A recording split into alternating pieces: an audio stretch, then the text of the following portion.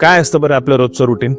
रोज उठायचं, घाई गडबडीत आवरायचं, रस्त्यांवरचे खड्डे, रिक्षा आणि टॅक्सीच्या कटकटीत चुकवत घामेजलेल्या अंगाने कसं बस स्टेशनला गाडी पकडायला पोहोचायचं.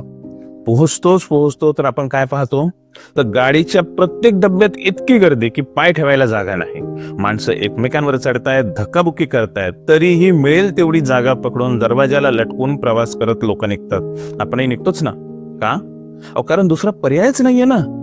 दुसरा कोणता पर्याय? म्हणून मी म्हटलं ना की मुंबऱ्यात जे घडलं ना, तो नुसता अपघात नाही, तर ते इन्स्टिट्यूशनल मर्डर्स आहेत. कारण लोक रेल्वेच्या डब्याला हौसेने लटकत नाहीत, त्यांना लटकावंच लागतं, कारण डब्यात जागाच नसते.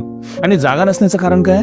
तर लोकलच्या फेऱ्या आणि प्रवाशांची संख्या यात असलेली जमीन आसमानची तफावत. मी ठाणे, कुर्ला, घाटकोपर या स्टेशनवरून प्रवास केलेला आहे, आताही करतो अधूनमधून. पण खरं सांगू, प्रचंड घाबरतो मी त्या स्टेशनवरच्या प्रवासाला. या स्टेशनवर येणारी प्रत्येक लोकल ज्यात माणसं कोंबड्याचे जे खुराड असतात ना, त्यांच्यासारखी कोंबलेली असतात. तुम्ही कधी ती भीती अनुभवली आहे का? अनुभवलीच असेल, प्रत्येकाने अनुभवलेली असेल.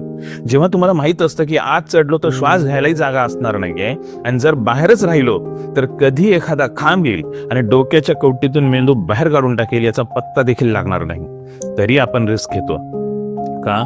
तर ऑफिसला पोहोचायचं असतं, तेही वेळेत गेलो नाही तर लेटमार्क लागेल, आणि लेटमार्क लागला की 1 तारखेला येणाऱ्या पगारात कपात होईल.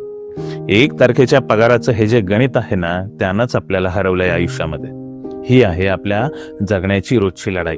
आणि मुंबईत जे घडलं किंवा मुंबईत जे सातत्याने घडत असतं, ते दुसरं तिसरं काही नाही, तर ती लढाईत हरलेल्या माणसांची कहाणी आहे.